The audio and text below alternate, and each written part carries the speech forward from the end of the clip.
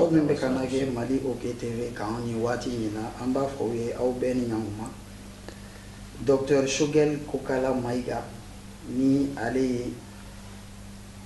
M5 RFP ɲɛmɔgɔ ye o le b'an bolo bi an bɛna ɲininkali damadɔ tengo a la Docteur i ni ɲankuma an tile ba a tun ka di an ye e ka fɔ an ye mun de fɔ ɲɔgɔn kɔ bɛ M5 RFP ani CNSP cɛ bulonba sigili la n'an b'a fɔ ale bulonba ma ko CNT fɔ ɲɔgɔn kɔ jumɛn de bɛ aw ni ɲɔgɔn cɛ nin bulonba sigili la ani tile n bɛ OKTV filabagaw bɛɛ fo k'a fɔ ne bɛ se ka jaabi min da u ka ɲininkali la o ye k'a fɔ ka ni CNSP an fɔra ɲɔgɔn kɔ a mɛnna mais pour que ka hakili jigin fɛn min na kɛlɛ min wulila le 5 juin 2020 k'a fɔ fanga min bɛ Mali la k'a kun ye Mali janfa kun tɛ ka jamana baara ko fanga in fɔ a ka yɛlɛma ka don o la a ye kɛlɛ kɛ fo don ni tora la sɔrɔdasiw nana a kun cɛ utukalo 18 olu yɛrɛ y'a fo télévision la o don k'olu na transition civile politique de sigi o kɔrɔ ye transition bɛna kɛ ni civiliw de dɔ la ka na M5 RFP ka meeting la utukalo 21 août rassemblement patriotique k'a fɔ k'olu nana M5 baara kuncɛ c'est comme si yɛlɛma nana Mali la M5 de 80% kɛ olu nana dafa ni 20% ɲɔgɔn donc normalement danaya kan ka to o groupe fila kɛ an yɛrɛ b'a fɔ ma les deux forces du changement CNSP ni M5 mais an nana mun ye kumaw cayara janfa nana don ko la munumunu kumaw cayara fo nana ye u ye président de transition sigi u ye premier ministre sigi u ye vice président sigi u ye gouvernement sigi o bɛɛ la a bɛɛ kɛra janfan kɔnɔ parce que o y'a sɔrɔ an ni olu bɛ kuma na k'an to kuma la u bɛ décision ta k'an to u t'a fɔ an ye an bɛ tila k'a ye médiaw la ko décision tara o bɛɛ la an ko an ni CNSP an ni y'a fɔ jumeau ko filaniw de ko an man ka kɛlɛ transition fana o ye M5 den de donc M5 tɛ k'a to yen transition in ka tunu an b'a ka baara jugu kɛ o de kama an ko f'an ka muɲu an k'u dɛmɛ cogo o cogo ni transition in n'a ma ɲɛ u bɛna fɔ kan de i bɛ k'a ka fanga bi mais min nana o ka jugu ni i bɛ k'a ka fanga ye o de kama an ko f'an ka muɲu et puis an ye homme politique de an ka baara de ye nin olu ye soldats dɔw u t'a ɲɛ dɔn donc an ko f'an ka muɲu ni CNT Conseil national de transition na o ye bulonba de ye n'o sigili nana an bɛna ye hakilina min b'u la an nana mun ye tuguni o fana la janfa nana don o fana la u ko mɔgɔ 121 o mɔgɔ 121 ko CNSP finitigiw bɛna mɔgɔ 20 de sugandi M5 bɛ mɔgɔ 8 de sugandi o mɔgɔ 8 fana M5 tu tɔgɔ di de M5 mɔgɔ 16 de tɔgɔ di olu de bɛ la sugandili kɛ mɔgɔ min ka di ye mɔgɔ min ka ɲi olu de b'a ta ko baara kelen kɛ syndicat la k'o kɛ parti politique la k'o kɛ société civile la k'a kɛ musow la k'a kɛ bɛɛ la donc a laban ye mun ye sɔrɔdasi 20 de bɛ taa bulonba la mɔgɔ 101 min kan ka ta min kan ka sugandi M5 ni parti ni société civile nɔfɛ olu fana u bɛ tɔgɔ fila de di ka taa sɔrɔdasiw bɛna sugandili kɛ donc o kɔrɔ ye mun ye o kɔrɔ ye bulonba bɛna sigi CNSP mɔgɔw vice président de bɛna mɔgɔw bɛɛ sugandi o tɛ bulonba ye tuguni désignation bɛ kɛ gouvernement de la mais bulonba kɔni kɔnɔ mɔgɔw de bɛ sugandili kɛ donc c'est comme si bulonba sigira soldats de bɛ mɔgɔw sugandi minnu bɛ sigi ka kuma jamanadenw tɔgɔ la ka tila k'a fɔ ko o ɲɛmɔgɔba o président fo a ka kɛ soldats ye Enfin, en Dabalibana, encore c'est qu'à 21e siècle, 2020, ka Blomba sigi, mi falendo, mi membre be, na te soldats au mot soldats et mogo minusugani. Faut que au moins maliment, parce que autour du cas barreyo, c'est-à-dire mogo te min famu, jamana gouvernement, assemblée ou ye politique nyamro de ka barre de do. C'est-à-dire abese ka ke amandi mogo do parce que si ça dobe ka fo ko politique mogo be ko maliam tegerola. Oye filikuma de mogo minuta nyedo. Min tiena malila folo oye l'armée de tiena, l'armée de Jamfana, keleminaw tesa yurguru ni chara armée kono. Mais politique mogo ben notewu. Armée ka ko président de la République ni sodasi nyamo de don de banyanabu. Itse ka mogo chie mimba fio ka le tara gouvernement la ne gouvernement ke chien fla. Armée ni sécurité ko kuma te fo gouvernement la. Ni sharia be voter o be se ka fo gouvernement la mais abe bara chogomina obe président ni sodasi nyamo drone de che. Donc na tiena ulu de kanga nyini o. Nyini gali kanga ke ulu de la tse ka nyini belao. O fana te fo malien we. Aflana hali ni afo ko politique mo magni mais beti se ka ke mo juguye et puis c'est pas parce que politique nyamo magni ka beta fo ko soldat sur vena bla politique nyamo place la ka barake soldat su ka barake ka kele de ke dans le pays bébé ka bara sugandi dobe ke soldat dobe ke docteur dobe ke maçon dobe ke l'école karamoko mais na fora do exemple do dima na fora bi ka sojo ko parce que eben maso minumbe barke ku ulu manyi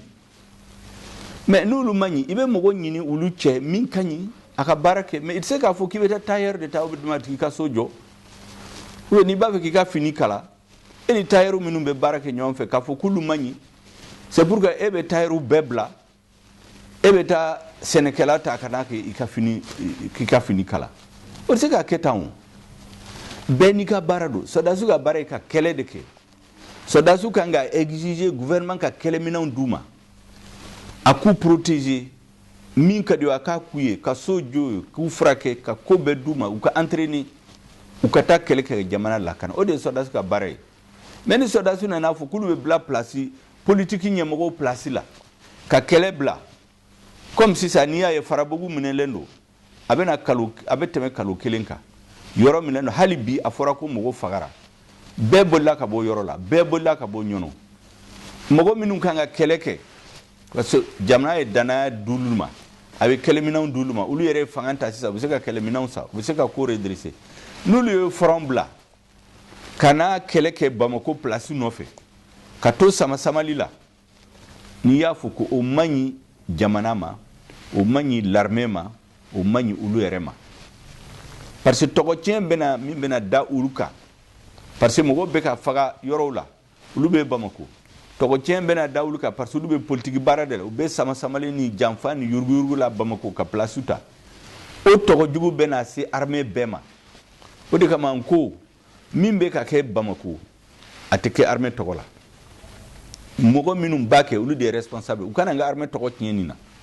aflana M5 ni armée te kelelaw parce que dobe ka foko M5 be armée contre la anti armée contre la parce que mogo chitse ka foko be jamana jo ni armée tebe M5 ko kube baramina o manga ke ni chogola ka ko be ke jamfan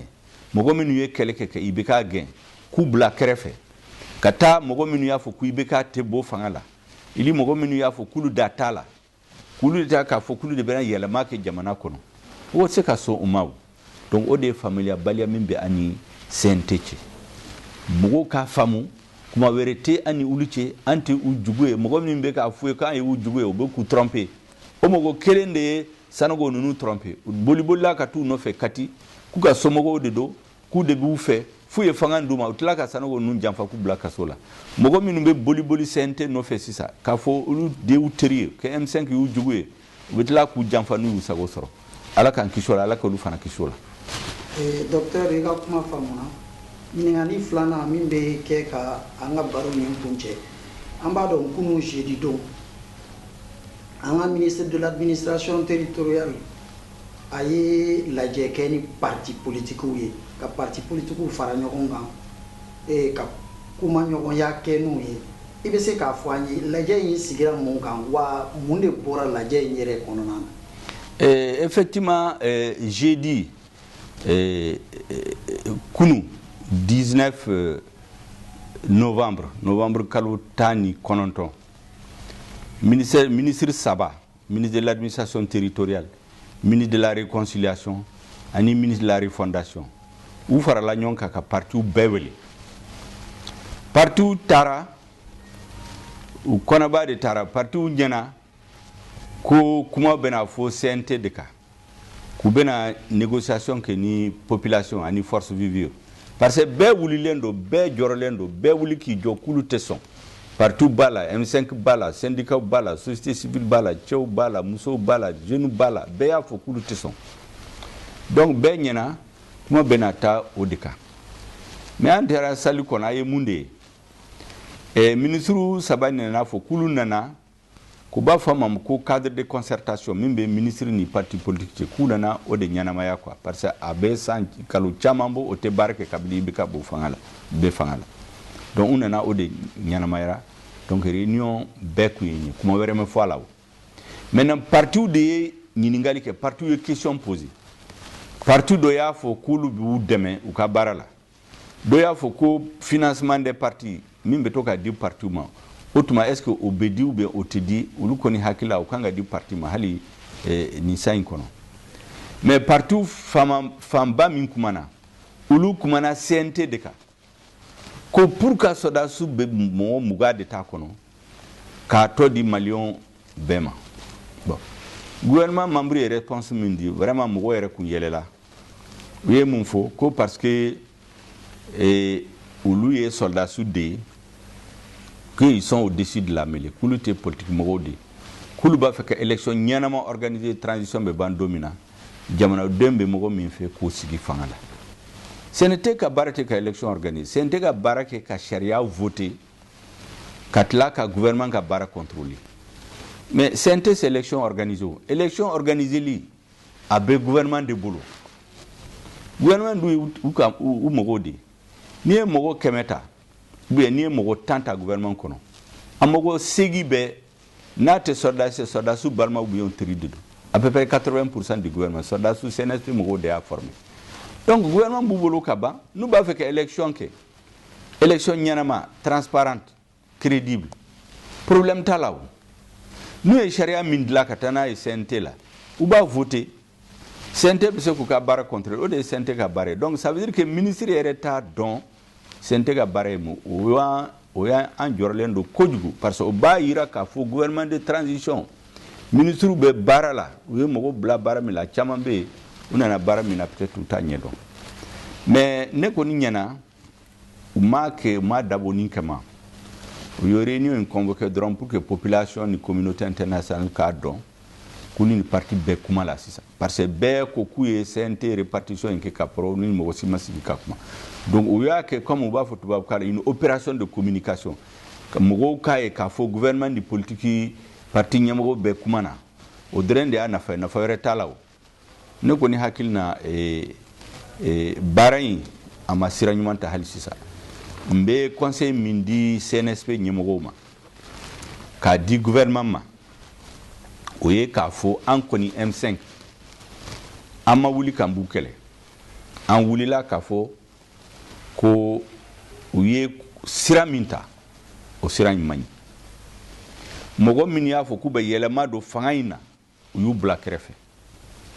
yɛlɛma yɛrɛ kan ka kɛ cogo min na munna maliyɛnw mobilisera ka IBK bɔ fanga la sira min kan ka ta pour que sira ɲuman ka sɔrɔ u m'o sira ta an b'o kuma dɔrɔn de la n'o tɛ an t'u jugu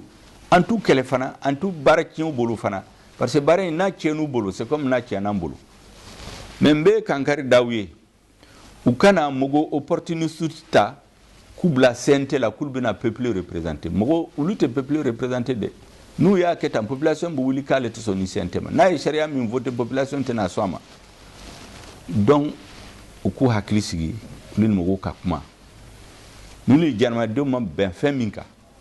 u tɛ se ka diyagoya maliyɛnw kan u tɛ se ka bɛɛ menacer ka bɛɛ corrompu ka bɛɛ bagabaga hali ka bɛɛ faga u tɛ se o la i bɛɛ ka y'o bɛɛ essayer mais a ma ɲɛ sɔrɔ min bɛ se ka baara ɲɛ u bolo u ka janfan bila u ka kɛ tiɲɛ kan olu ni M5 ka sigi ka kuma olu ni peuple malien composante ninnu ka kuma mais olu ni M5 de kan ka kuma fɔlɔ n'u bɛnna min kan ni jamana nafa b'a la u bɛ se ka yira jamanadenw tɔ la u b'u hakili fara kan u bɛ yɛlɛma don ko la n'an bɛnna min kan baara bɛ kɛ maliyɛnw bɛɛ tɔgɔ la o de kan mais n'u y'a kɛ sira wɛrɛ comme u bɛ sira min kan bi o man ɲi aw ɲɛ b'a la grève bɛ sen na syndicats bɛɛ wulilen don sisan ni min t'a fɔ ko 3 jours de grève min b'a fɔ 1 semaine de grève a laban u bɛna fɔ grève illimité jamana bɛɛ bɛna jɔ politique mɔgɔw fana bɛ ɲɔgɔn da lajɛ olu fana bɛna wuli soldats au lieu k'u ka taa kɛlɛ kɛ ka Mali libérer terroriste bɛ ka mɔgɔw faga dongo dɔ la yɔrɔ bɛɛ la olu bɛ Bamako bureau la ni place kɛlɛ place nɔfɛ jamana bɛ se ka lumbulanba mais an bɛ ko bɛɛ kɛ a kana bɔ o de kama ne kɔni bɛ adresser président de la transition la u y'a ta bɛɛ b'a bonya an kɔrɔkɛ de don ne y'a fɔ tiɲɛ caman n'u kun y'a fɔ anw ye M5 la k'u b'ale de ta an kun tɛ mankan don o la mais a bɛɛ kɛ cogo min na sisan o man ɲi jamana ma u k'u hakili sigi en tout cas ne kɔni bɛ min f'a ye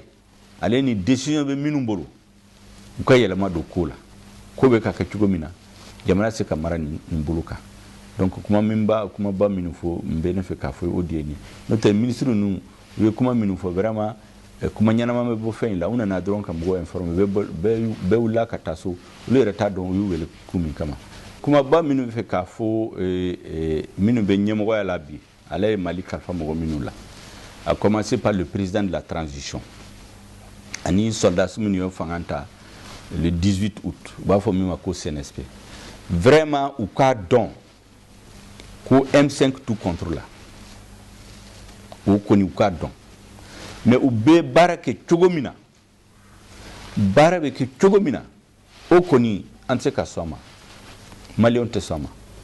olu yɛrɛ k'a lajɛ sisan grève bɛ yɔrɔ bɛɛ la syndicats bɛɛ wulilen don ni min m'a fɔ 3 jours de grève 1 semaine de grève a laban bɛna kɛ grève illimité olu ni parti politique fana u bilalen don ɲɔgɔn na olu ni société civile bilalen ɲɔgɔn na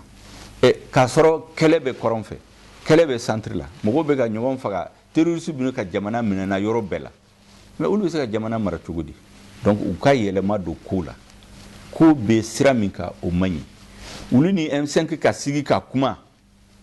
ka jamana problème baw bɛɛ discuter ka u bɛ baara kɛ ɲɔgɔn fɛ ka bɛn o kan n'u bɛnna o kan u hakilina ye min to k'a yira maliyɛnw tɔ la bɛɛ k'i hakilina fɔ a la parti bɛɛ société civile bɛɛ syndicats bɛɛ maliyɛnw bɛnna min kan u k'o de ta ka baara kɛ n'a ye mais n'u ko min ka di u b'o de jagoya ka sigi maliyɛnw kan lafiya yɛrɛ tɛ se ka na sisan parce que minnu bɛ ka Mali kɛlɛ olu b'a kɛ Mali tiɲɛ o an k'an ka tɛgɛ di ɲɔgɔn ma Mali kana tiɲɛ hakili to b'a la salli ala Mahamadu